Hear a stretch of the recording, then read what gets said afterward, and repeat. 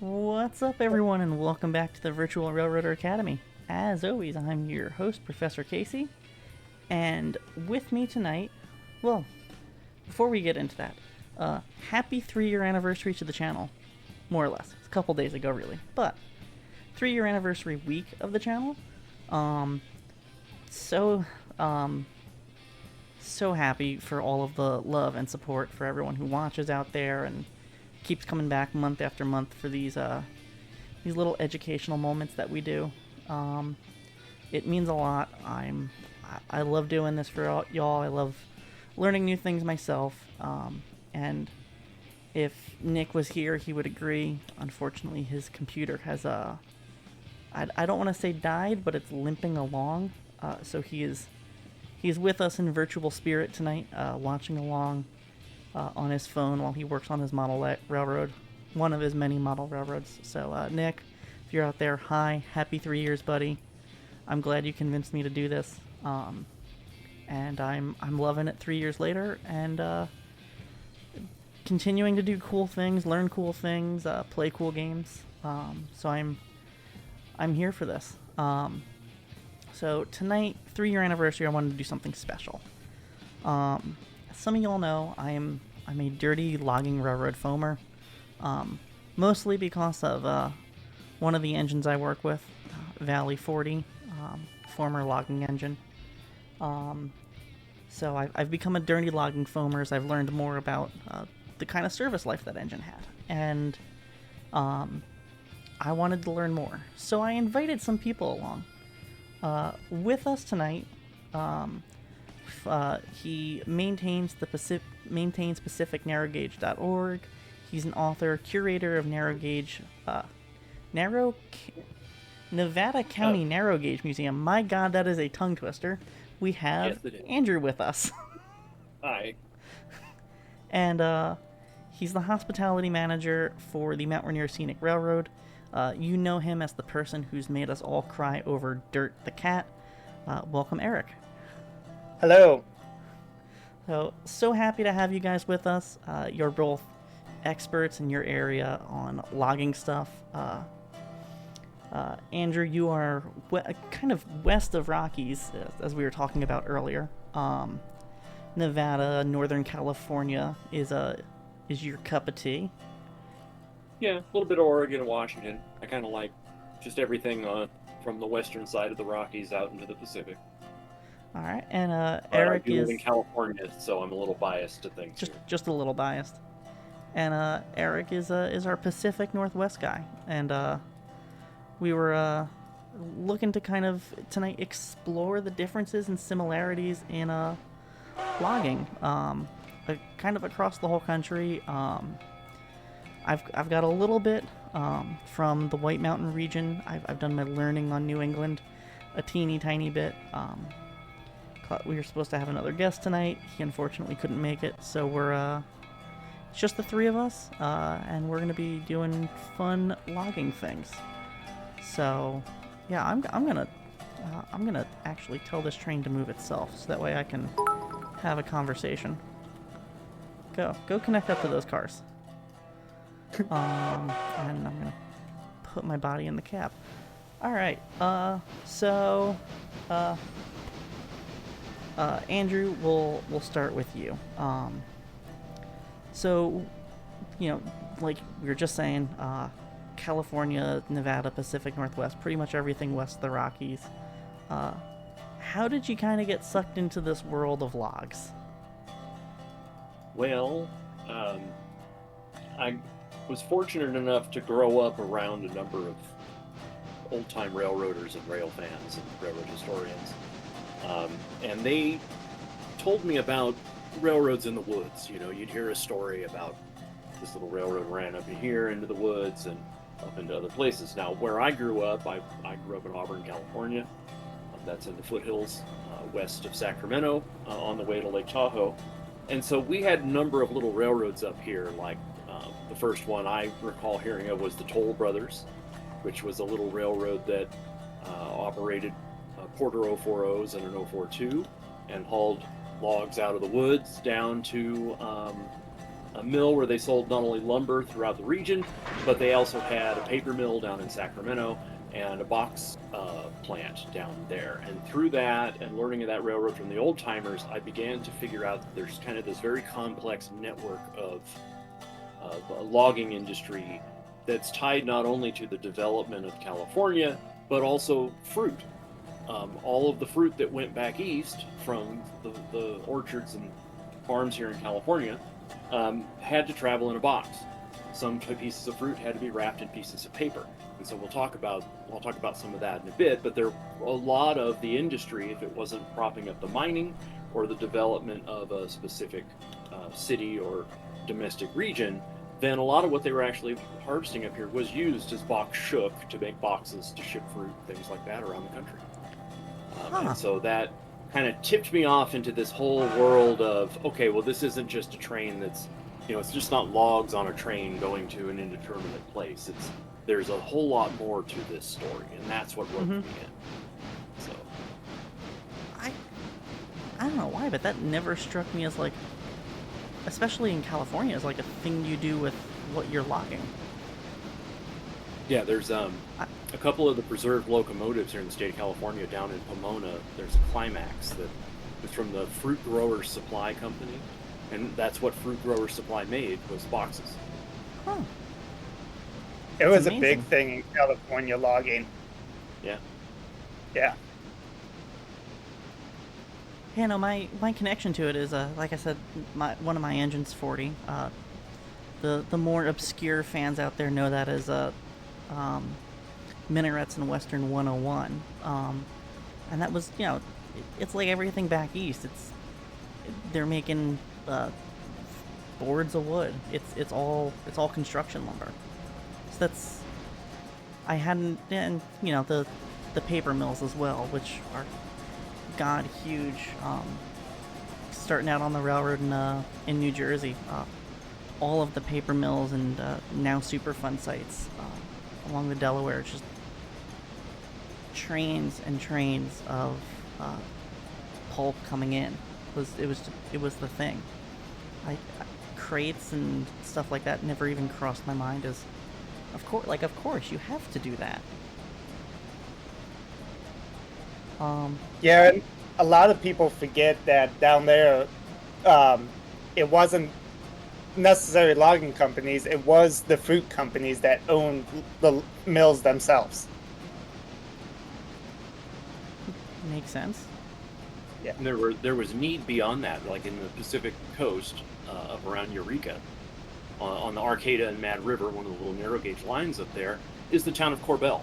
And Corbel was founded by Corbel, the wine manufacturer, right? So they're up in the woods harvesting material to make, cask staves and the material for the winemaking process and their other endeavors.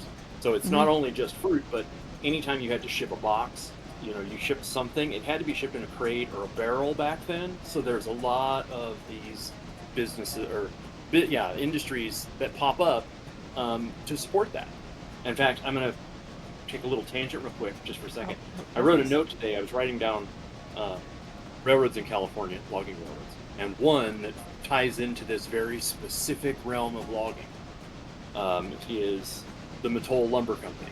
And Mattole is up in the North Coast, north of San Francisco, below Fort Bragg. And Mattole was notable in that it hauled two basic commodities for a logging railroad. One of them was tan bark, which is just the bark of the tan trees, used in the tanning process to tan leather from flesh color to brown. That's a whole thing that had to be done. Most people don't know that either. And the other thing that they had up there was a very early oil well. So the town they served was called Petrolia. So you have this tiny little railroad hauling flat cars of bark and little tiny casks of oil down to the wharf. So yeah, the logging industry kind of covers a lot of different spheres and realms when you look at it. It's some neat stuff. Yeah. And what's interesting about logging and logging railroads is there's pretty much logging railroads in every part of the country where trees grow. from the south to the northeast to the northwest. If there were trees and forests, there were log trains. Yeah, that's one of the surprising things to me as I was delving more into this and talking with friends and developing this mod that I've been making for Railroader that we're playing on tonight is, and I think it was the Rockland branch of the main central that a friend sent me a photo of, and it's a high hood GP38 with like 4 pulp racks behind it, switching out a logging spur along the Rockland. It's just like, huh, that's Yeah, not what you I think spent of. I spent a little bit of time up in Maine, and a lot of it was pulp going to some of the big paper mills along the Maine Central. They shipped a lot of. They were just trainloads of pulp. Um, a lot of people know those 2 abandoned locomotives up in Maine. I think it's a 460 and a 280. Yeah. That was a obscure logging railroad that was not connected to anything else, and it pretty much dropped pulpwood into a lake to be floated down to be shipped elsewhere. And they brought those locomotives in piece by piece and assembled them back together on site for this obscure little railroad, and that's why they still exist to this day, because there's nothing else out there. Oh yeah, I forgot about that. That's God. I remember seeing those. Because of internet, I'm old. Shocker. Like those were one of the first things that cropped up on the internet of like, oh my God, look at these lost engines up in Maine. And I think that like photo still circulates around the internet of like, look at these lost abandoned engines in the middle of nowhere. The epitome of a barn find, I guess. But yeah, that was a cool operation. They had. Oh, I'm trying to remember back to like being a child reading about this now. They had like a tramway railroad that was it was like a cableway as well. Like it was a neat little operation up there in the backwoods. Yeah, it wasn't just. I remember it wasn't just a train. It was the trains brought down the pulp to a certain location, and then they like trammed it through the woods to the lake or something like that, because Yeah. the land was too swampy to build the tracks right to the lake, or something Yeah. like that. Don't quote me on that one, but it was something like that. Yeah, Google along at home and let us know if we were remotely close about that, please. Yeah. Yeah. Oh, sorry, go ahead. Um, Sorry, you go ahead, Eric. okay. I was gonna say I got into logging railroads because I grew up in Chicago, and would go to Mid-Continent Railway Museum in Wisconsin, and they had the Polson number 2. And that was one of the very first steam engines I would ride behind. We were actually, last time I've seen it, even though it's in my part of the country now, I just haven't had a chance to go see it, was the last time it pulled passengers in Wisconsin in like 2000. Oh wow. Right before it went down. I was on one of its last trips. And then we would go further north in Wisconsin. And I was always intrigued by the forest. But there was the old Lumberjack Steam Train Camp 5 Museum. And that's where I think seeing all the pictures of the loggers and shays and geared engines and all that in Wisconsin really sparked my interest into all this. And so a lot of people think, the hills of West Virginia and the mountains, but here I was as a kid in Wisconsin on vacation getting fascinated by logging railroads. Yeah, and this is what I love. And I'm probably going to keep bringing this up, but like, everywhere in the country has a logging railroad. If there was a forest, there was something there that was pulling trees out of the forest and sending them somewhere to get turned into crates, paper, construction lumber. And I love that, cause like I don't know, just like you said, like, when I was putting this together, I was thinking like, okay, like, who do I want to talk to? What parts of the country are interesting? And it's like, everyone knows Cass. It's Cass. It is the log. It as much as I hate to word it this way, is like that is the logging tourist railroad in the country, um, and that's what everyone thinks of. It's just like it's gas. It's the logging tourist railroad. That's where you go to see logging things. Um, and that's just it's not true. It's there's so much cool and interesting stuff out there, and um, No, there, I yeah. was thinking about this earlier today, and all that. Try and prepare everything I can talk about tonight.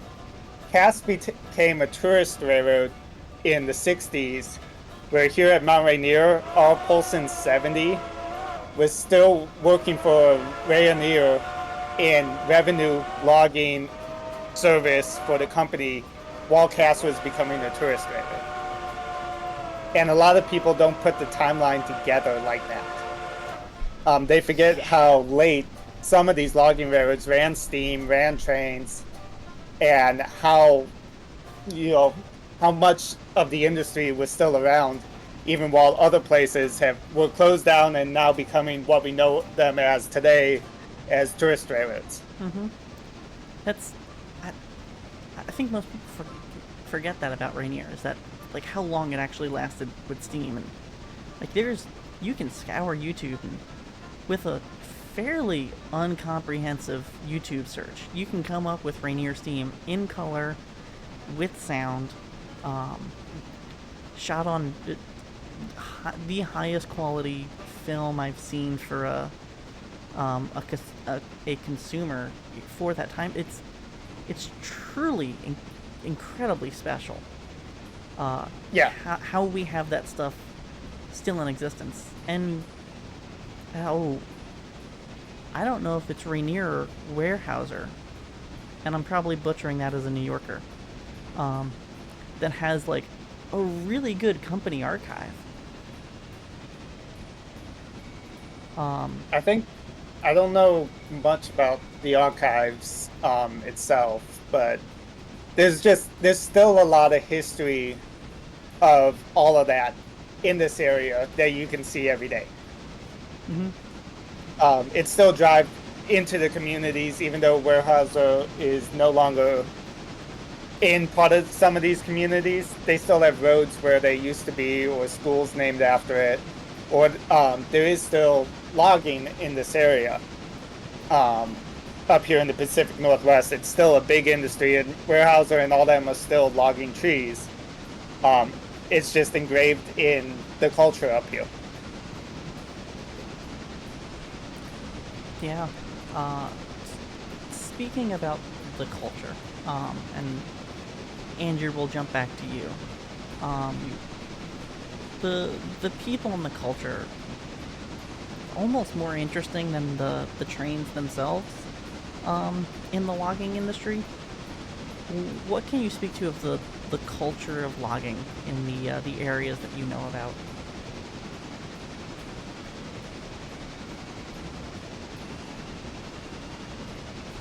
Well, we have a very interesting logging culture here locally where I'm from, because a lot of our logging gets started in the gold rush. So the first company supplying lumber to the Transcontinental Railroad, a lot of those companies spin off and become March Lumber Company and Toll Brothers, and Sierra Nevada Wooden Lumber, and all of these companies that are working around not only the Transcontinental era um, and the mining industry. So there's kind of a melting pot of different mining, or I'm sorry, different logging cultures around here. And unfortunately, in our region, that kind of faded away a little early on. We still have some holdout companies. There are still definitely loggers up here today. There's a company in Nevada County that helps our museum with a lot of things. So it's still very ingrained in our region, but it's slowly, as the old timers are going away, um, it's being supplanted with other things. But you can't go anywhere in the Sierra Nevadas without stepping into something that was logged. It could be a camp. You're on a forest road that's in a right of way. Towns like, towns that we people here think of like as Truckee, like Truckee as an art town or a ski town up around Lake Tahoe. Places near Yosemite. they're all kind of like, you know, the cultural hubs, but deep down in their roots, they're all still, you know, these died and true logging towns that just they die hard, um, and you know, it's nice to be around a lot of that. Um, they're just I'm looking at a list I made earlier, and I think within the Sierra Nevada range alone, there's at least 40 logging railroads of various sizes.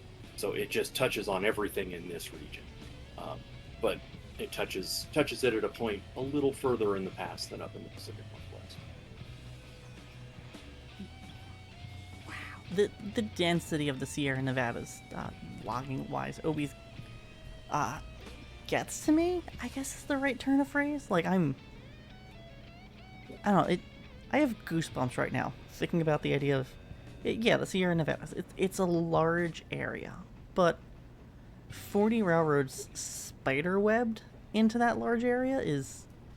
Well, Oh my they'd be god. more like not into the same. We're talking about a region being the Sierra Nevadas from like the Oregon border down to like Los Angeles area. So you've got a lot of room for these railroads to be, and not many of them overlap. Many of them are just a specific county region, a specific area that somebody logged out.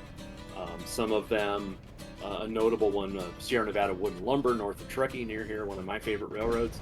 Um, did interact with several standard gauge railroads, the Bird Eye Lumber Company and the Boca and Loyalton, along with a couple other, like Crown and Willamette Paper. Um, they all kind of interacted in the same sphere. And in that particular instance, when the Bird Eye Lumber Company pulled up its tracks in a specific area, Sierra Nevada just came in and built theirs back on top of it and reused the grade. So you do have some places where that happens. But then when you look at something like the West Side Lumber Company, where it's kind of its original goal was to be a common carrier and reach Yosemite National Park to haul passengers, but also haul lumber. And then later that gives way to just hauling lumber. They eventually, you know, reach some 60 miles as the bird flies from Tuolumne out into the mountains. And that's even on a shade, that's a full day trip. You know, one day out, stay overnight, you come one day back with a local train. So while there are a lot of these railroads, some of them may not be very big, they might just be small operations, but they are spread over a very wide net in the Sierras. That's at least where I'm in the Northeast. That's there's not 40 railroads in an area like that. At least where I'm from, it was. I feel like that was just not a thing. So I don't know. I'm impressed by that density. What Yeah. What's interesting here, and a lot of people forget this about our line here in Mount Rainier, is we were the Tacoma Eastern, which was a railroad that built out of Tacoma, slowly made its way towards the mountains, and eventually was the original way to get to Mount Rainier National Park. Several presidents rode the line into the park and all that, but it essentially was built to feed the mills in Tacoma to start with, and as the railroad built, LB had several mills, and if you've ever been to LB, it's a one-street town. You know, there's like 4 main buildings and then several houses, but there was a mill here, side tracks. Mineral, where our shop is, had several mills. Morden at the end of the line still has 2 big mills. Ashford, where the national park entrance is, had several mills. And just about a railroad line went up every canyon in this little valley at one time, and they were all independent logging railroads. And you think 40 railroads in a small area is dense. We're talking hundreds up here in Washington, because at one time every little mill or every little lumber company had its little side branch, and it might have only been 2 or 3 miles, and they might have only had one locomotive ever, or they shared the locomotive with someone else. But that's how dense it was up here in the Pacific Northwest, in just this area where Mount Rainier Scenic runs today. Wow. What also people forget, and something as the museum we a lot of people are like, when's the museum going to reopen? Since we reopened after COVID, and we're still working on it. We're trying to actually redo a lot of the exhibits. Um, Not anyone's fault from back in the day, but a lot of the exhibits and the history of logging gets whitewashed and all that through the time. A lot of cultural references got forgot about. One of the biggest ones in this area, and we're bringing back the whole exhibit on this as we reopen the museum, is up until 1941, over half the loggers out in this area were Japanese. Everyone forgets the cultural nationality aspect of it, and they don't think of the Asian culture as being loggers, but almost half the loggers in this area in the early days were Japanese. And unfortunately, that changed in the 40s with the bombing of Pearl Harbor and the internment camps and the sad side of history. But we're trying to bring that story back to the logging industry in this area here at the railroad as we work on reopening the Log Camp Museum again. And I guess shameless plug for my own channel. If you go back and watch the last logging stream we did, where Beth Ann was on, she hinted at that at the museum update. But I'm excited to hear that that's still a thing y'all are planning. I thought it was an important take to have on an industry, and even more important today than it was when Beth Ann and I were having that conversation 2 years ago. Yep, we're still a lot's happened in those 2 years. The railroad's 10 times busier God, yeah. than we ever predicted it would be, so it's taken some time. But it's something we do want to tell, and we want to also tell that each logging camp was different. Yeah, you had your rough logger logging camps and what kind of people picture in their head as a whole bunch of rough loggers living in one camp. But then you had very organized, very polite, friendly, regular town families camps, and all that, where meal service was very organized, very clean, very like you're not slopping through mud type camps. It's a whole variety of different aspects of life, and it varied by company too. Yeah, that's I don't know. I never personally never thought about that, of like different, like what the camps would be like at each location, and that it had different culture, different types of people, not different types of people, but like, yeah, different culture, I guess, is really what I'm trying to say. It like I don't know. I guess it's like going from one shop to another, working on like the New York Central. Elkhart's gonna be different than Buffalo. Yeah, pretty much. But yeah, it very much did differ. And sometimes it could have just been the foreman who was in charge of the camp, or something as simple as that. Some may have drank more, others did not, and all that kind of stuff. But yeah, that's some of the stuff we want to bring back and tell here at Mount Rainier, and just more than, hey, they cut down trees, hey, we logged into lumber, is to tell more the cultural aspect of what the camps were like, what logging was like in this area, and what it did more locally to the smaller towns around here. I think that's God. I will come out as soon as that is open, cause I want to check that out. That's a wonderful thing y'all are planning. Oh, someone put my water bottle facing the wrong way. We have water tank cars in the game, cause I was cruel and removed water stops from the map. So I need to go pick up a water bottle for my train before I go out on the branch we're going up today. Well, one thing, and a lot of railroads out here, you'll see log trains with water tank cars behind the engines and all that. A lot of it was not always just for the engine; it was fire suppression too. That's why you see all the weird spark arresters and all that on the different logging roads, and each one had its own type. But a lot of people forget, especially in model railroading, what other trains had to run on logging railroads, or what other cars are mixed in to the log train just to keep the railroad running.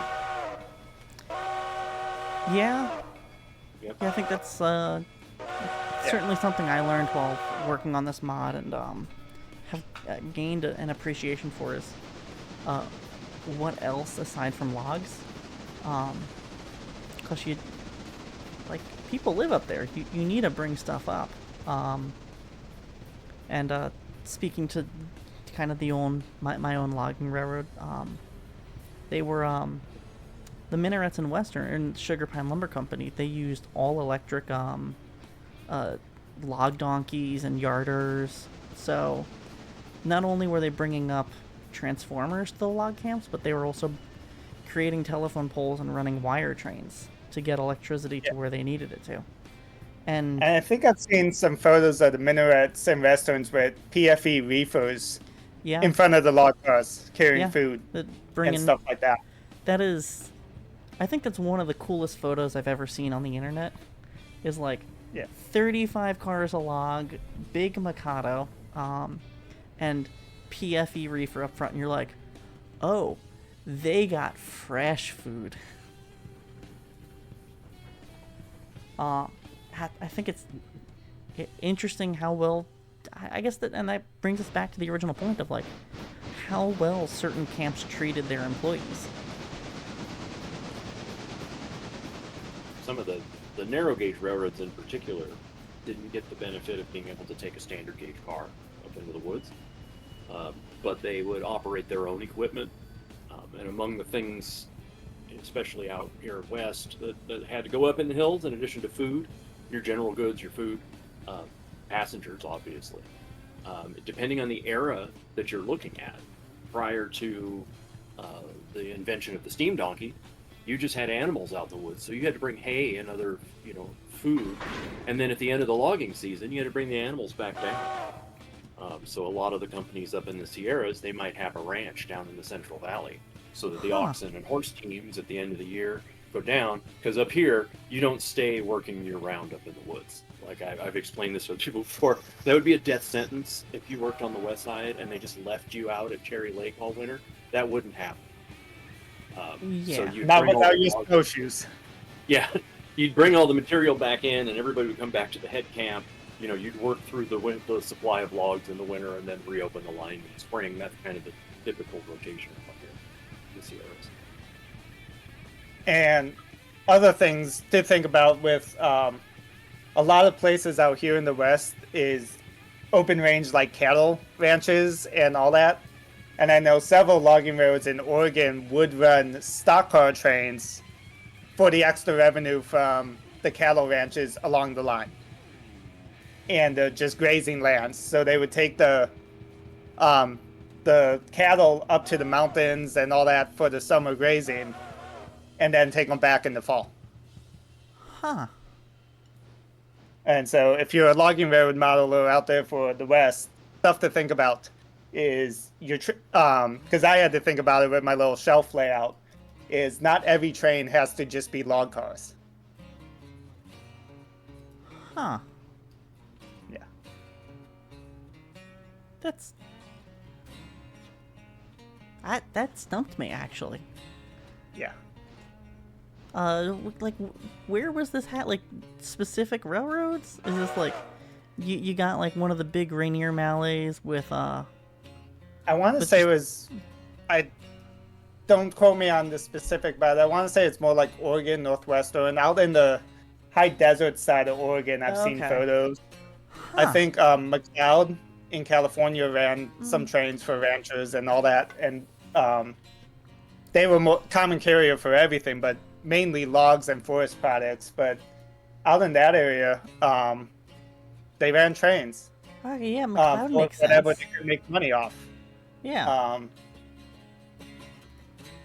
I know it served mills, but a lot of people forget Wairika Western hauled logs that were brought down to Wairika, loaded onto trains, and then brought out to the SP to be taken to other mills in the 50s and all that too. Huh. And if you look at Wairika Reston, it's in the grassland area of the valley. Yeah. There's not many trees around it. But you can find pictures of log trains because they truck the logs down to the railhead and put them on trains down there. That makes so much sense. God, I'm sorry, I'm like just now remembering like old Railfan videos of like Wairika Western as a kid, where it's like there's cattle grazing across the tracks and they do like fake, classic fake shootout thing, the train robbery. I think I had that one. I think I remember that same one. How did I never connect with this after all? Like, huh? But yeah, essentially that line, at one point it was almost going bankrupt, and I know it was Kyle Railway's first line when they bought it, and I think it was them who offered a bunch of the land around the railroad to whoever wanted to develop it, and several lumber mills took the chance, and so it started hauling a lot of wood products. That's all they pretty much hauled, besides some fuel and all that. And a lot of people forget that, especially I see it a lot in model railroads, that the logging in the 50s and the 60s out here, it was truck to train logging, and it wasn't just the trains going up to where they cut anymore. Mhm. It was trucks bringing it down, or tractors bringing it down and being put on trains. Huh. Yeah, that's pretty typical down here too. That's 50s, 60s is about when the remaining companies switched to that method. Yeah. I want to circle back. We touched it very briefly, and something that I don't think is really talked about along with like the general freight that logging railroads hauled, but passengers. And I don't think I've ever seen this represented in a model railroad, in a photo charter, but you need to you gotta get your employees to work. So naturally, you have to run some semblance of a passenger train. And that can be a passenger train with giant air quotes around it. What did that look like for different railroads? It varied. I know up here it varied from railroad to railroad. I think it was Oregon American there's some good footage of them running trains and video footage of steam in the 50s and 60s. Oh. And the engine pushing old Oregon Electric interurban cars. Ooh. And a lot of the cars that ended up at what is Black Hill Central nowadays. A lot of those interurban cars were used to transport loggers. Ooh. And I've seen it was Pacific Lumber did the same in California. They used Napa Valley electric cars. I know a lot of Sacramento Northern interurbans went into logger hauling service for various lines because they were cheap, and the interurbans went out of business fairly early. But I've also seen your homemade boxcar and whatever. You can put people in it and keep them safe, and they used it type cars too. It kind of I think depends on the length of the railroad in sort of a narrow gauge world. A lot of little narrow gauge logging railroads are only 10, 15 miles long, so there's a regular trip throughout the day and the camps at the other end, so you aren't hauling too many passengers. But then you have oddballs like West Side, which was originally Hetch Hetchy in Yosemite Valley, did have a passenger car of some they bought somewhere and tried to occasionally haul tourists, but you're trying to haul tourists behind a Heisler on a very indirect route through the woods.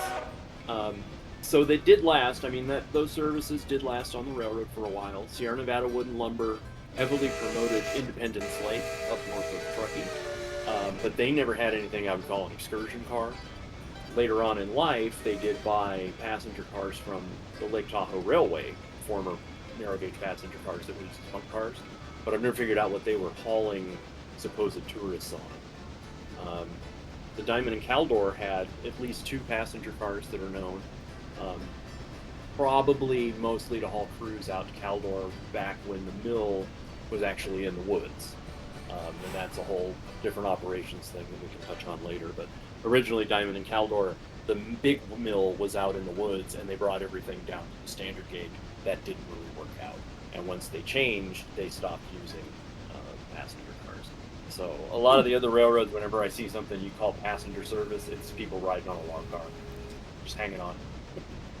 Yeah, that's the first thing that comes to my mind. Is the guys just hanging on the flat, going up to wherever they're cutting that day. Yeah. Or loading And that day.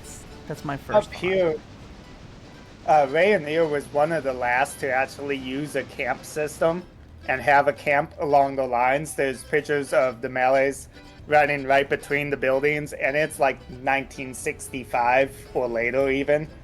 I forget when they quite stopped running steam and all that, but it's pretty late. They were still using the camp system. But a lot of logging railroads, especially in the later period, 50s and 60s, they stopped moving from the camp system, kind of went away, and they started becoming more towns because the roads were developed good enough for the loggers to drive to a specific area to get into the trucks or the machinery, and they had a holding area for all the vehicles. The county roads just could not take the log trucks, so the logging railroads stayed around a lot longer because while everyone was using vehicles, the heavier log trucks were not allowed on the county roads, and the railroad was still a viable way just to haul the logs. But the loggers could live in town and drive to work, just like you do nowadays. Huh. That's completely not what I would have ever thought. Like, yes, 60s era Rainier, that makes sense, but like, that's a little mind-blowing. A little Yeah, bit. it's just how it just evolved with the technology and the life, and the logging railroads are a mix of trying to be innovative and keeping up with the times, yet some ways the old way was just the best way. Yeah. I don't want to completely distract from what we're talking about because I think this is really interesting, but there's a cat in the caboose that my friend modeled for this. There's a railroad cat and Railroader now, and I love this so much. This is stupid. I love this. Oh my god, there's a cat sleeping in the caboose. It warms my little heart. He did not know that you were the guest, by the way. So this is just him shitposting. Oh my god, it's a cat. Ah. A tribute to when I started making cats famous at railroads. A And railroad for the cat is the record- best cat. For the record, I got hired after Bethan got the cats here. Okay. I agreed to the job about the same time she went and adopted George and Monty here, but she got them before anything. I actually arrived. People have asked, what's come first, Eric or the cats? Well, I think in this case the cat came first to the game, and now you're here. Yeah. Oh, this Pretty is much amazing. every railroad has a cat, whether they post it on the internet because people love it or not is a different story. But pretty much every railroad has its cat. And That's just the easiest way to do mouse control. this is a tangent, but one of the railroads I worked at, we had a sand that we were gonna put into the locomotive, it got wet, so the sand was ruined. And we're like, well, we're gonna chuck this to the side, and just dumped it next to the engine house. And naturally, it became a litter box, and that's how we ended up with a colony of cats living at the shop, and no mice problems. Yeah. And a litter box. I mean, it's a proven true method that has been around for 100 years, ever since railroads have been a thing. Yeah. If it works, can't go wrong. Okay, now that I'm done being distracted by the cat, that kills me. Trouser, thank you for that. I love that. Wow, that has completely derailed me. Let's see, we were talking about passenger cars, getting people into the woods, just driving to work like normal. I'm trying to remember where I was, what my next question was with that, and I'm just rambling until I remember now. Yeah, so, I guess we'll kind of hop back diagonally. Rainier's the last railroad to use the camp system before they move away from that. The Diamond and Caldor with their lumber mill out in the middle of nowhere, if I'm remembering the lore of that railroad correctly. Yeah, the idea was to be in the heart of the woods and cut it there and ship the finished material down. There's a reason for that, because the Diamond and Caldor, if you know anything about its history, the name Caldor comes from the owners of the California Door Company. Oh. So the entire purpose of the mill was to manufacture the components needed to be shipped down to their factory in the Bay Area to make doors and window sashes and things like that. So they're doing, nice hardwood cuts and things up in the woods, but it's basically not going to be processed any further on the system, so they send it down. What changes that system is the mill burns down, and it becomes cheaper to just rebuild it at the SP interchange, and that whole backwards system kind of goes away. And is this what leads into them buying bridges secondhand from the SP? So that's the only fun fact I know about the Diamond and Caldor. Well, that happened actually because they were they're kind of a later railroad. They're a little later than West Side when they get started, and they are positioned in the right place to acquire things for cheap from SP. So that's really not out of the question. It's the railroads built kind of in the 1880s that were doing their own kind of wood stuff. But once you have the ability to just, SP is replacing a bridge here on, a neighboring branch line near us, that's pretty cheap and easy to get a hold of. And that's actually kind of typical of SP in the region anyway. They would recycle everything. Just send it wherever.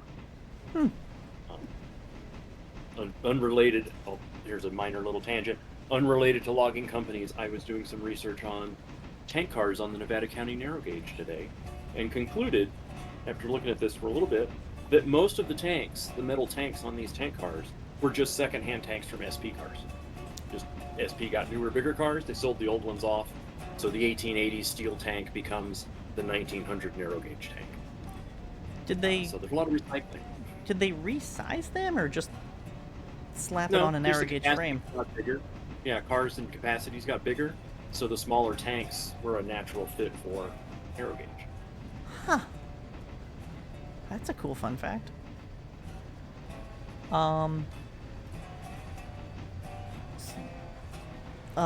The camps in the woods. I want to circle back around to this one. How did those? I'm trying to word this right. Because how were those set up is a terrible question. But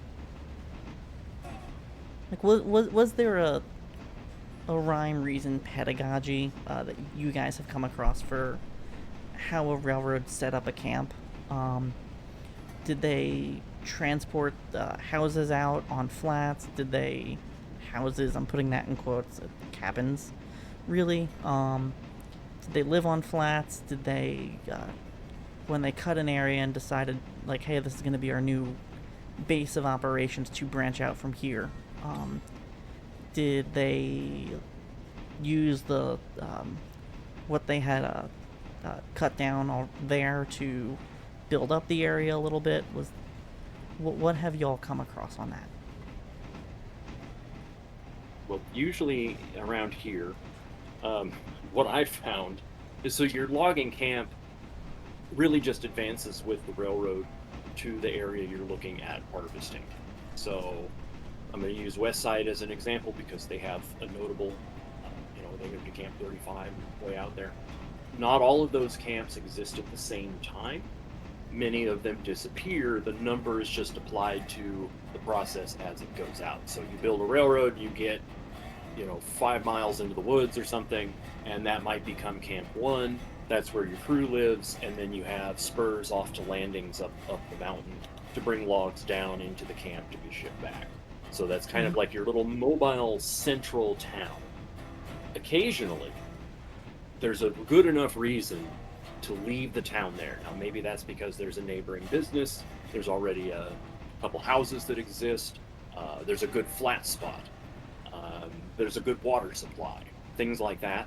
And then you get places like on West Side, notably Camp 8, which is kind of always there for the life of the railroad, even if it's just a siding and a water tank, right? So they'll live on. But the Camp 9 and the ones after it, they just disappear when they're gone. When you're done using it, you tear it up, you pick it up and move it. And so that does mean buildings are portable. A lot of the infrastructure is portable. Sierra Nevada Wood and Lumber, I've got some really great photos in my collection of them building little cabins and loading them on narrow gauge flat cars. And a wonderful picture of them dragging one up onto a flat car and a very concerned lady watching her house being moved. And they just pick them up and move them. That's how you do it. You go on and on, unless you had reason for a bigger camp or a mill. Now, occasionally you'll have a rough cut mill in the woods, right? So the woods, you have your camps, logs come into the landings, down through the camp, that goes down to a rough cut mill. The rough cut mill just chops the bark off the tree and makes it kind of a rough approximation of what you're going to cut later. It saves a little time. That goes down to the next mill, the final mill, that's your finishing mill, and you have your bigger year-round employees down there working. So you have this very interesting portable network of how you're working the woods, and that seems to be the typical operation here in the Sierra Nevadas. Nevada for some extent, for the few little loggers out there. I think I got it all. Eric, how about you? What do you got? It's similar up there? Yeah, from what I've researched on all the different railroads, very similar. And all that, camps moved by rail, buildings loaded on flat cars. I've seen pictures of just flat cars parked and people living in the camp building on a flat car on various different operations.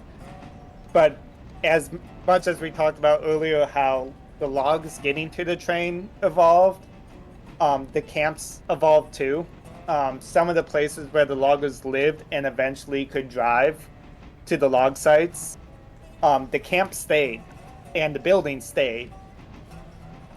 They were just placed on the ground more and became more permanent places as the logging evolved and the operation evolved and the machinery evolved. And so it really just depends on the era of logging you are looking at, and how it evolved over time. We can live here because we can drive to work now. So this is a good spot. This gets us everything. We don't have to do the work of moving it 5 times because we're going to log up the canyon to the east this year, but then we're going to log the canyon to the north next year. So we'll just have to move the track and the camp can stay. It was just looked at as a business aspect of, do we have to move it? Do we not have to move it? And they planned accordingly to that. And eventually the towns just grew into towns and people just lived in towns, and logs are transported just through the different towns.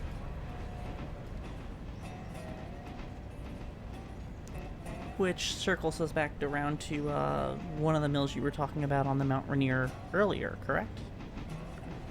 Yeah, a lot of the Morden still has the mills today. A lot of the smaller mills that were here in Elby and all that eventually disappeared, but Morden had it was a U.S. plywood mill. They ran they had a mallee or two that ran up several of the canyons in that area. And by the 50s and 60s, the loggers just lived in town or in one of the surrounding towns and drove out to the woods, and the logs came in on train.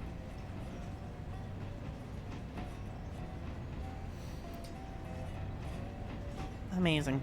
I don't know. Yeah. That's.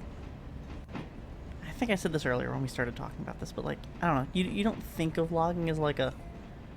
I'm just driving into the office being the middle of the woods. But that's. I don't know if I have the right adjective for that. It's. Cool doesn't do that justice. Yeah, it's something I wanted when I was designing my little HO shelf layout, which is it's a 10 by 10 L, and it's only about a foot wide, so it's very easy to fit into a small apartment because it just goes along the walls. Mm-hmm. I wanted to do that later era of logging because you see a lot of logging layouts that are set in the 1920s, 1940s, very much that what people think of logging, but they forget about everything else sometimes. I very much wanted the later aspects where you still had some camp buildings, but you could have vehicles. You had a whole different variety of homemade stuff, but yet modern stuff for the time, and this really cool mix of equipment. Mm-hmm. Yeah. Yeah, I dig that. Yeah. Go ahead. What a lot of people forget is the logging railroads up here even dieselized. It wasn't all just steam railroad logging. Rainier dieselized with Baldwin diesels, Simpson dieselized.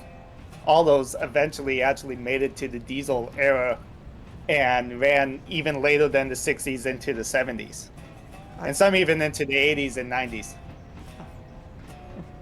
I'm I don't want to say intimately familiar with. I think everyone's the one everyone remembers. That was a 90s logging railroad up on Vancouver Island.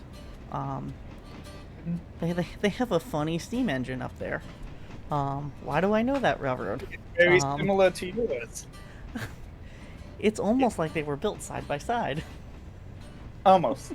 Almost. People forget that engine ran in small excursion service for Canadian Forest Products or whoever owned it at the time too. Yeah. Yeah.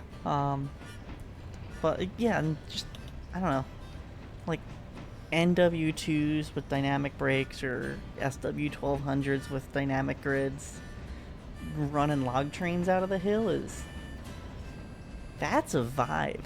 Like that is like early 1800s 1900s logging, like early shays is a vibe. And then on the opposite end of the spectrum with diesels and dynamic brakes, also a huge vibe. And it's the worlds clash together. Giant Baldwin VO 1000s or say RS12s they use, or I'm not don't know my diesels too well, but I think it's RS12s. Yeah. They used, I think Rainier even had the AS616s, the 6-axle diesels. Mm-hmm. Yeah, I think they even used some of those. I think one of them's still running at SMS back in New Jersey. I'll have to bug my friend afterwards, who works for SMS. Yeah, I think one of the diesels is an old Rainier one. And that's a wonderful contrast of how long Pacific Northwest lasted versus what we were talking about earlier, Andrew, of like kind of how quickly the Sierra Nevada stuff was burning themselves out. We had operations that lasted later. There's the Standard Lumber Company, which is Pickering. They last into the 60s and 70s. But yeah, it's in part because our operation started a bit earlier. It's kind of the same reason why a lot of the stuff up in the Pacific Northwest tended to be standard gauge instead of narrow gauge like we had down south. It's just different, evolving West Coast in the time frame for when it's all being harvested. Yeah. Like a good example of that is the Carson and Tahoe Lumber and Fluming. That's the railroad that the Glenbrook and the Tahoe, which is now Nevada County Narrow Gauge 5, was built for, was just to pull cordwood, trees down, the cordwood lumber for mine timbers and things off around Lake Tahoe, and down flumes to the Comstock load for use down there. And as soon as the land is no longer viable for harvesting timber, the owner decides, well, we'll move the railroad, and he gets into the tourist business instead. So they pick up the whole railroad and they ship it over across the lake to Tahoe City, and enter a different world where they build the Lake Tahoe Railway and Transportation. And they still haul logs, all the way into the 30s. But yeah, by and large, things do peter out here right about World War II, and you get the couple hangers on, and then the other operations just kind of dwindle down. Where by contrast, on Vancouver Island in the 1980s, you could find Canadian Pacific GP9s in the Action Red Pac-Man scheme hauling log trains. Huh. Which is totally cool. And some of the logging railroads up there would actually, if it was Crown Zellerbach logging, which was a Comas logging that used steam pretty late. One of the other lines they should use steam all the way up until like 1969, and switched one of the mills in the 70s with steam still, in like 71, 72. But then you also see those same engines running along Canadian Pacific Red GP9s and all that. And it's this weird little time warp of what you don't think should be together, but it was together at one time. Huh. And you go back to the time frame of things evolving. Crown Zellerbach gets its start down here, and then becomes Crown Willamette and builds up northward, right? So in the Sierra Nevadas, the original operation of Crown Zellerbach down here operated up Alder Creek near Truckee, where they were harvesting fir. That fir was taken to the mill at Hobart Mills on Sierra Nevada, cut into large blocks, and then sent down to Floreston along the river, where they had a paper mill. So their original operation was right down in here until there was no wood that was viable. But they did have the shade that becomes Crown Willamette 11, I think, was built and operated here in California. It's just as the viable timber went away, the company moved the equipment elsewhere and reused it, which is a big part of the logging industry in a whole, especially with railroads. And as we're starting to touch on this modern day stuff, I think we should jump ahead a lot and jump ahead to our kind of preservation era. And I know I sent you guys a pre-asked big, what I think is a big question. And I'm going to blame Dan Gollery a little bit for that one. Because as we were talking about this, and Dan kind of started telling me about some stuff I didn't know about, and that led me to come up with this. But we'll get to that last question. We'll get to that question later.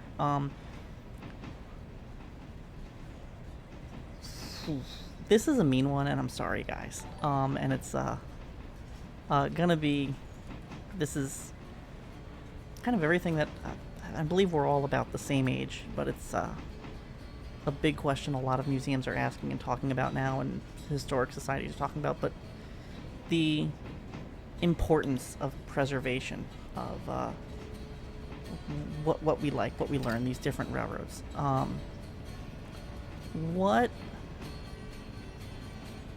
What have you come across in preservation, or what is, I guess, what's the important part about preserving this industry? in 2025. Because we're, like we've been talking about, a lot of these guys that did this back in the day are disappearing. We don't have them anymore. So what are you guys doing to, what have you seen being done to preserve that stuff and capture those stories? Where are we looking forward with preservation? And I know that's a big question. I know it's a little bit of a mean question. Because, god damn it, if every historic society in the country isn't having this exact conversation right now. But I want to hear your thoughts. Well, I'm going to speak from experience in saying we're here in this, unfortunately, in our neck of the woods, the logging railroads were all gone by World War II, particularly within, let's say, a 150-mile radius to me, up until Diamond and Caldor companies pulled up in 1952. As a result, a lot of that equipment didn't really survive. We're blessed that we have West Side, lasted into the 60s and then into the 80s as a tourist railroad, so there's West Side stuff everywhere. You'll see it all over the place. But when I think of the logging railroads here back home, there's a few little pieces scattered around, which is unfortunate. So the best we do at our museum is to try and tell the story of the logging industry and how it related to the railroad here. There is a tie to logging railroads, specifically on the Nevada County narrow gauge, for example, that a lot of people don't know about, that there was a subsidiary, or not a subsidiary, but an interchanging lumber railroad that had their own little railroad built up one of the creeks, and they borrowed Nevada County's cars to haul lumber down for shipment on the railroad or down to Colfax to ship out. But it was so lightly built. It was a private little railroad. But it's in a very popular destination. So we talk about it as, hey, when you're here, there used to be a little railroad that went here. And we actually get a lot of people curious about it for our area, which I think is interesting. People come in and ask questions. We still have, so my grandfather worked for the mill. And most notably, one thing we do have going is the Nevada County Historical Society is establishing a logging museum in our area. So we're going to be kind of leaning into that history more. I'm a big proponent of, like I talk about Sierra Nevada Wood and Lumber, Toll Brothers, because they're all very interesting little railroads that on a local level, you can really kind of rope people into and talk about the oddity of them, right? People can understand a logging railroad. That's a very simple topical, high level discussion to have. They hauled logs, they made this, but bringing that connection back home and talking about the places that we know and love when we go up to the river or certain campgrounds or places where these railroads ran, that is, I've found, is a very effective way to teach that history to not only our docents and members, but visitors as well. Now, the second part of that, and this is a place we are blessed in the state of California, is living history. Whenever possible, I'm a huge proponent of doing things the way it should be done. When we paint our railroad car restorations at the museum, I'm very adamant we do it the way it should be done for a wood car, and to keep that method alive and explain it to people. Sometimes people who aren't familiar with it, you get a little pushback, but again, it's a learning experience. It's part of keeping that tradition alive. The same way operating steam engines is keeping that tradition alive. And in California, we are blessed to have Sturgeon Sawmill over in Marin County. Sturgeon Sawmill is about an 1870s portable style sawmill that has been owned by the same family since 1914. It's been in its current location since 1922, and it is still steam powered. It still operates the way a steam powered mill would operate. Does living history demonstrations. You can come out, they'll teach you every aspect of logging. They still cut dimensional redwood from trees that fall down during the winter. They get donated, they use that, and they cut redwood. You can go learn the entire process and buy redwood if you need some. So we're, that kind of history, it's small, it's rare when you get to hold on to it, but that's a key driving point, I think, in preserving logging history and its association with the railroad. Wow. Can I get a link to that for, I think, myself Yeah, and everyone else listening along? I'd love to include that. That's Cool. Eric, how about you? So here, I think we go back to more the cultural side of things, telling the stories. Um, there's a lot of places, we have a Willamette, we have a Shea, we have a Heisler, we have a Climax, we have rod engines.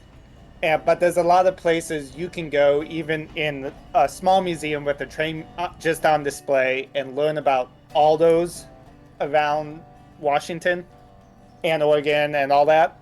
We want to focus more on the story side of the loggers like the Japanese, the story side of what it was just everyday life and stuff like that.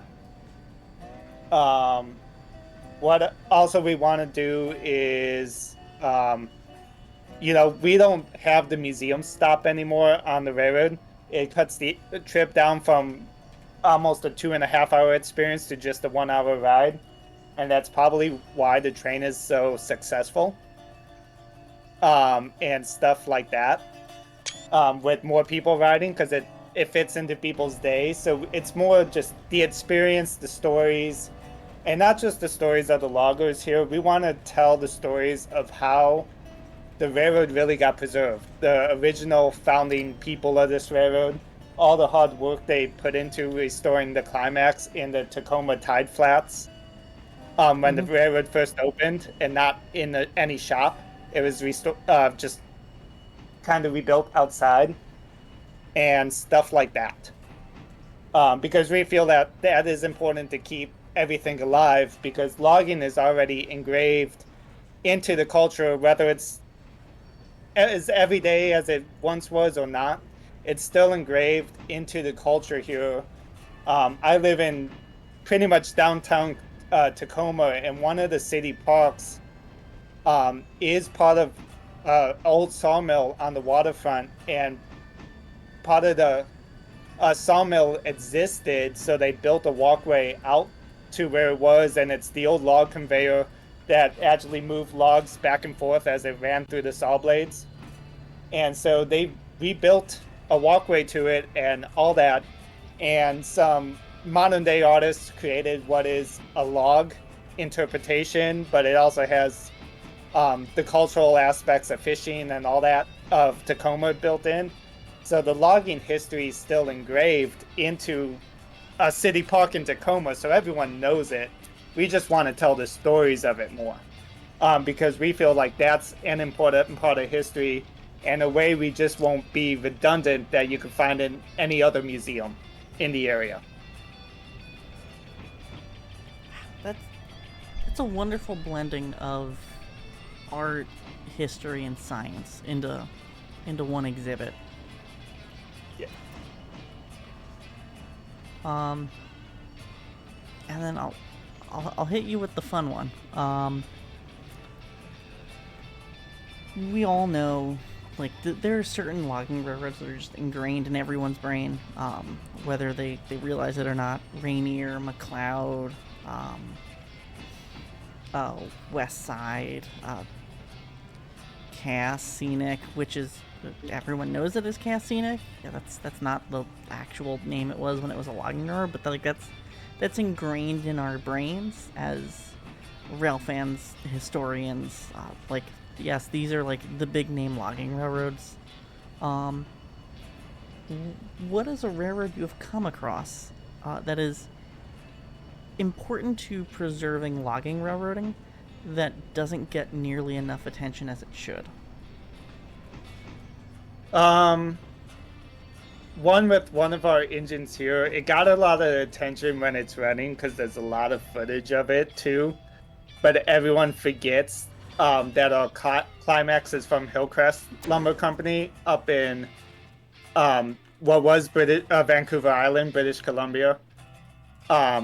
People forget that there was a climax hauling lumber out of a sawmill to the Canadian Pacific as late as like 1968.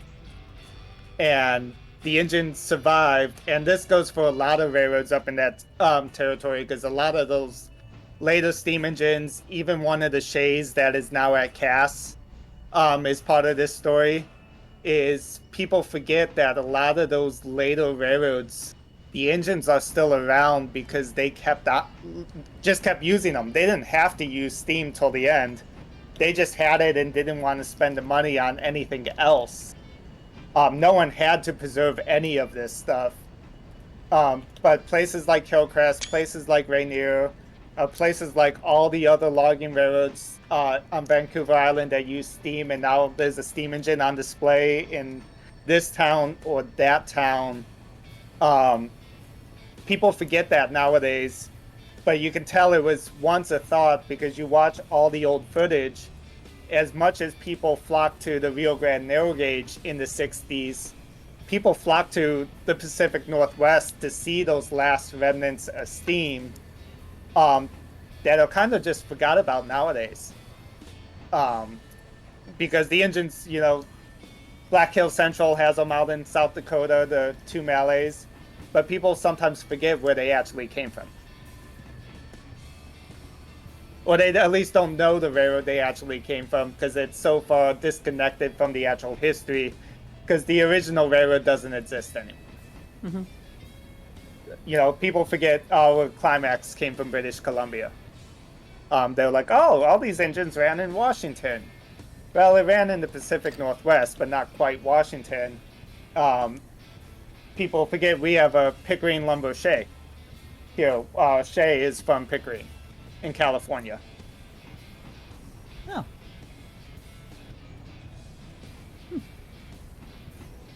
Yeah. The Willamette and the Heisler are more localized engines, and the 282s are all more localized. That's the 17s from Hammond Lumber and all that too. Yeah. Yeah. What about you, Andrew? Well, I'm a little biased, and I'm going to say that for me, is Sierra Nevada Wooden Lumber. In many ways, it was a system as expansive as the West Side, and a lot of people don't realize this, that there are 5 pieces of equipment from it that still exist. So the V&T J.W. Bowker was sold to Sierra Nevada Wooden Lumber and used as the switcher around the mill. Eureka and Palisade Eureka went to Sierra Nevada Wooden Lumber. That's actually how it wound up out in Hollywood. And it did haul logs in the woods in the early years. The Sierra Nevada 8, or Hobart Estate 8, which went to Feather River Short Line, used to run on the V&T, the modern V&T. That was originally one of the standard gauge engines owned by Hobart Estates. And then West Side 14 and 15 were both Sierra Nevada Wooden Lumber 9 and 10 until that railroad shut down, and then in the 30s, late 30s, West Side purchased them. So again, it's another one of those things where there's engines, they move around. We associate, West Side 14 and 15, but they actually, most of their pre-preservation life operated up higher in the Sierra Nevadas, closer to home here. I personally, though, the answer I really wanted to give was all of them. Just everything but the ones that we always look at. Just every other logging railroad is worthy of study and interesting, right? There's something there. Yeah, I had a hard time actually choosing, but personally, I've spent a lot of time looking into the Vancouver Island stuff, just because it's somewhat slightly different than the same but different than what I see every day. Yeah. It's a tough question, and I appreciate y'all being good sports about it, because it's like asking to pick your favorite child when you've spent so much time studying this kind of stuff. The Sierra Wooden Lumber, I hope I'm getting that correct. Well, it's Sierra Nevada Wooden Lumber, and then later on it became Hobart Estates. Is that the one with the electrics? No. Okay. That was Red River. That hauled lumber with electrics. That is the railroad Dan told me about that made me think of this question. That's a good one. People do forget that there was an electric logging railroad in Northern California. With 5 surviving pieces of equipment. as well. Yeah. That's how my brain got there. It's like, huh? That what? Yeah, it's hard to pick a favorite child. All of them is an acceptable answer. But it's fun to think about the ones that people may not know off the top of their heads. What another thing I thought about while thinking about this one is a lot of these lines almost had some kind of tourist operation remnant built on them, but some of them that just didn't work out. Here in Washington, there's the Venona, South Park, and Sunset, which was the old SP and S line. Mm-hmm. That was a tourist operation for several years. I know some of the lines in the climax we have, the 10 from Hillcrest, was it was like Victoria or Pacific or something like that. That was trying to start up a tourist railroad on Vancouver Island somewhere, and they kind of moved. All the not failed, but just didn't successfully work out tourist railroads that led to the preservation of the engines we have today somewhere else is another thing to look into. Yeah. Yeah. That's, again, stuff I've come across in my own research into my engine is discovering. I know someone tried to. Where is kind of discovering, like, okay, cool, my engine still exists, and it came from this railroad. And, oh no, this bounced around a little bit, and oh wow, all of these other engines it worked with bounced around to these places, and oh cool, another one survives, another two survive, and kind of stumbling your way back through the timeline from delivery from plant to where it is or isn't, unfortunately now, is a fun thread to pull on. There was a remnant of Pickering lumber in California that someone tried to revive in the late 60s, early 70s, I believe. And then there was the West Side and Cherry Valley, which was trying to be a tourist line. I believe there was one along Lake Tahoe too, somewhere. The Tahoe, Trout Creek, and Pacific was on the shore of Lake Tahoe, and it was built on the old Carson and Tahoe Railway fluming grade down there but they had a Lake Valley Railroad. There was also Camino Cable in Northern, which was rebuilt on Michigan Cal. Yeah, a lot of people forget that that those existed at one time, and some of the engines we know and love today were at those places before they ended up where we know them today. Yeah, it's important to think about. Well, if no one out there in the chat has any questions for the evening, I want to say thank you both for coming on. This has been a truly educational experience. I love learning about this, diving more into it. I'm probably going to end up having to buy a couple more books. Oh, that's what I forgot. I'm going down my list of notes. Going to put you guys on the spot here a little bit again. We have kind of I hesitate to call it a book club, a book recommendation list. Is there anything out there, logging railroad book-wise, that you're like, this is a must-read for someone who is interested in this topic? And I know if you're anything like me and collect books, that is a hard question, but wanna give the viewers a chance to pick up something new to read. It's a little older book. I'm actually holding a copy of it in my hand because I use it as reference. It's called Logging Railroads of the West by Kramer Adams. It's a very small, older book. You can find it pretty cheap, but it includes an index of states and logging railroads and their approximate location and length in the back. That is a very handy reference. It's kind of the first place I go when I hear of a railroad. I grab this and check it. So if you want to learn about logging railroads, particularly in the West, I recommend that one. Well, I'm picking up a copy of that one for sure. I'm not by my book collection, so I don't remember any titles off the top of my head. Fair enough. Uh, I understand that but problem. if you wanted, basically, the way I started and kind of knew when I first was planning my HO shelf layout, I wanted to model every and all logging railroads everywhere because I was just going through so much to look into and trying to do that. But I've eventually like found the area I like and focused it and narrowed it down and narrowed it down.